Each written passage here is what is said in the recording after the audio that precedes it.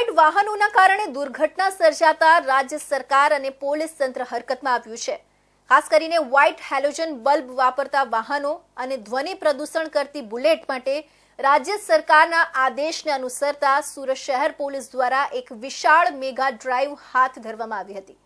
અકસ્માત અને વાહનમાં આગ જેવી ઘટનાઓ રોકવા માટે સુરત પોલીસે આખા સુરતમાં 12 કલાકમાં 98 જેટલી કાર અને બાઇક જપ્ત કરી કાર્યવાહી હાથ ધરી છે।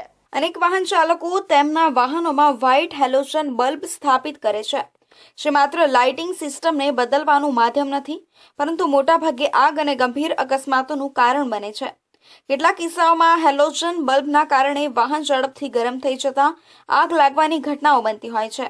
આ ઘટના સમાજ અને વાહન વ્યવસ્થાને ગંભીર ખતરામાં મૂકે છે, જેને પગલે રાજ્ય સરકાર દ્વારા હેલોજન બલ્બ પર પ્રતિબંધ ફરમાવવામાં આવ્યો છે। ડીસીપી વિજયસિંહ ગુર્જરે જણાવ્યું હતું કે સરકારના આદેશ છતાં કેટલાક લોકો હેલોજન બલ્બ અને મોડિફાઈડ વાહનોનો ઉપયોગ ચાલુ રાખતા હતા। આમાંની મોટાભાગની કાર અને બુલેટ ધ્વનિ પ્રદૂષણ અને આગ અકસ્માતોના મુખ્ય કારણ બની રહી હતી। આવા તત્વો સામે પગલાં લેવા સુરત પોલીસ દ્વારા રાત્રિ દરમિયાન વિશાળ મેગા ડ્રાઈવનું આયોજન કરવામાં આવ્યું હતું।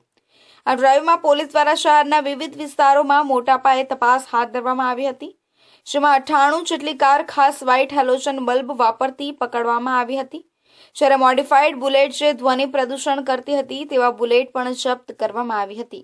ये प्रोजेक्टर लाइट जो गाड़ियों में हेडलाइट को चेंज करा के उसकी जगह पे वो बहुत ज़्यादा लाइट वाली हेडलाइट रिप्लेस करा के रखते हैं, तो उसकी वजह से बहुत सारी दुर्घटनाएं हो रही हैं। सामने से आने वाले जो वाहन चालक हैं उनको कुछ भी दिखाई नहीं देता है। इस वजह से कल एक ड्राइव रखी गई थी पूरे शहर में, और सभी के सभी जोन और ट्रैफिक सब ने मिलके, और काफ़ी सारी गाड़ियां हैं जिन्होंने अपनी हेडलाइट है वो चेंज करवाई थी।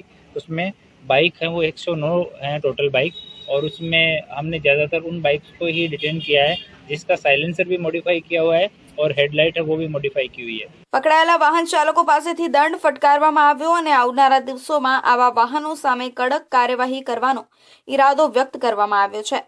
5,000 થી લઈ 10,000 રૂપિયા સુધી દંડની કાર્યવાહી કરવામાં આવી છે। તાજેતરમાં રાજ્યમાં અનેક કારમાં આગ લાગવાના અને વાહન અકસ્માતોની ઘટનાઓ સામે આવી છે। આના કારણે માનવીય જાનહાનિ અને માલહાનિ જેવી સ્થિતિઓ ઊભી થઈ શકે છે। આવા કિસ્સાઓના પુનરાવર્તનને રોકવા માટે સરકાર અને સુરત પોલીસના પ્રયાસોથી ચિંતાનો અંત લાવવાનો પ્રયત્ન છે।